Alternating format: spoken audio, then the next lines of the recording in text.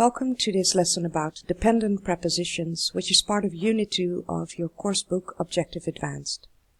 Now, before you can learn what a dependent preposition is, you have to know what a preposition is in itself. Prepositions are words that typically express a spatial, referring to space, temporal, referring to time, or other relationships such as words as in, on, by, off, etc. In the example, in the picture, you see the prepositions of place to clarify. Prepositions of time are also predominant in English. For example, in, on, and at. For example, you use in to talk about in the morning, or in February, or in the 1990s.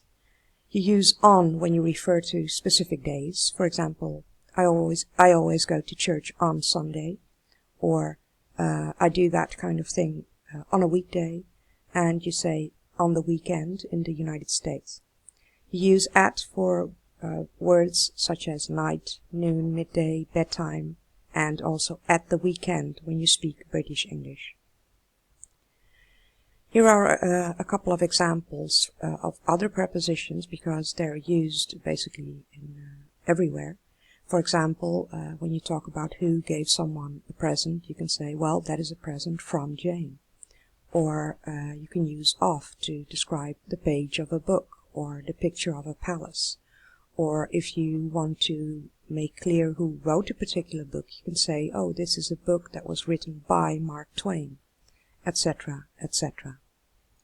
Now, dependent prepositions are slightly different in that certain verbs depend on a specific preposition in a particular context.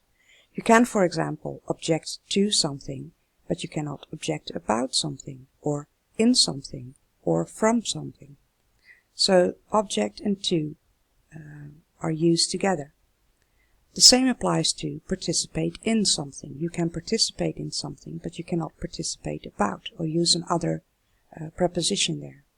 You complain about something. So these are examples of dependent prepositions. Now, if you use a different preposition with a specific verb, sometimes the meaning of the sentence changes. For example, if you take a look at the word good, you can say he is good at football, which means he has skill or ability in playing football. But you can also say she is good with children, meaning she has a positive relationship and affinity with children.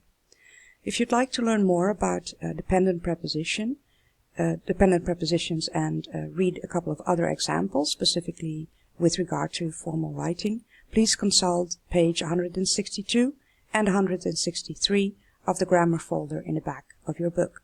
Thank you for listening.